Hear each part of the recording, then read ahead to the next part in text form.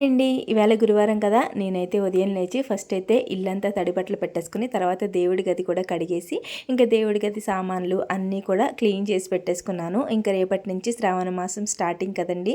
అందులోనూ రేపు శ్రావణ మాసంలో మొదటి శుక్రవారం ఇంకా దేవుడి గది అంతా క్లీన్ చేసుకోవడం అయిపోయిన తర్వాత మా హస్బెండ్ అయితే పూజ చేసుకున్నారు.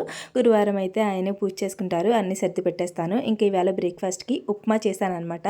కాకపోతే వర్నోక్ ఉప్మా అనమాట. వర్నోక్ ఉప్మా మీ స్టైల్లో ఎలా చేస్తారు, పొడి పొడిలాడుతూ రావాలంటే ఎలా వస్తుంది అని చెప్పి అడుగుతున్నారు.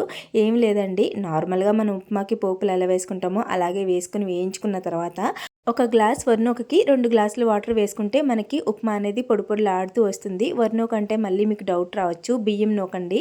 బియ్యాన్ని కడిగి ఆరబెట్టిన తర్వాత సన్న నూకలా ఆడించుకుని దాంతో ఉప్మా చేసుకుంటే చాలా బాగుంటుంది. ఒకసారి ట్రై చేయండి. ఈ ఉప్మాలో అల్లాన్ని చితక్కొట్టుకుని వేసుకుంటే టేస్ట్ అదిరిపోతుంది. ట్రై చేయండి. అలాగే ప్లీజ్ వీడియోని లైక్ చేసి సబ్స్క్రైబ్ చేసుకోండి.